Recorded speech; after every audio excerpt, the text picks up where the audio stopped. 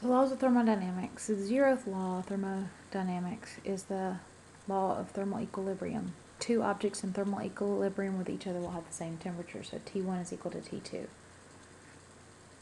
first law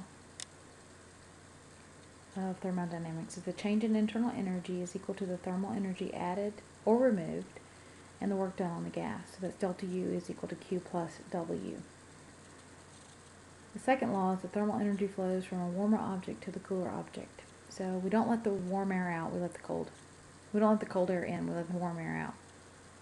And 3, there's no temperature lower than the absolute 0. So let's focus on the first law. Delta U is equal to Q plus W, where delta U is the change in internal energy. Q is the thermal energy, and W is the work done on the gas.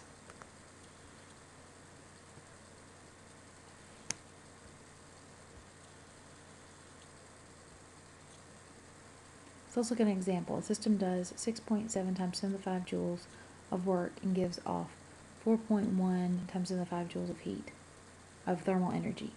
What is the change in internal energy, the thermal energy, and the work done on the system?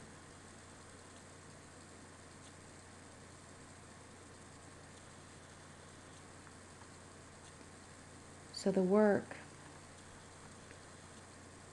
done on the system will be equal to negative 6.7 times 10 to the 5 joules,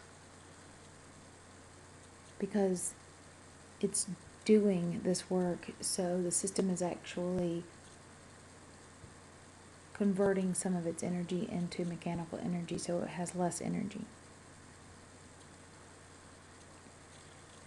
Now, since it gives off 4.1 times 10 to the 5 joules of thermal energy, Q is also negative 4.1 times 10 to the 5 joules. So, using the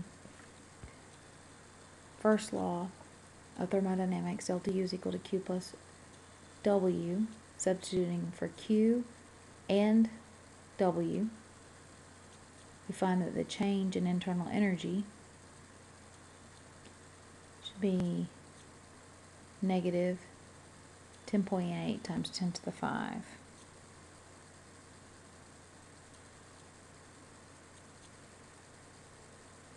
Joules.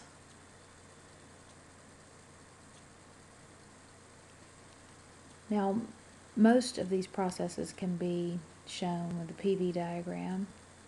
So if you look at a situation in which the pressure stays constant, this would be isobaric. The volume increases. We can find the work done during this process by looking at the beginning of work. The basic equation of work is force times distance. Now, as the gas expands, it pushes out, and a push or force is due to this pressure. And if pressure is force per area, then force is pressure times area, and area times distance is our volume. So the work done by the gas would be P delta V, but the work done on the gas is negative P delta V. The negative sign is important for solving problems. So then that gives us that the area under from the curve all the way down is the work done.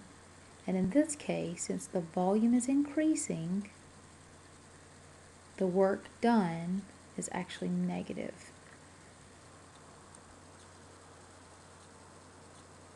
The work done on the system.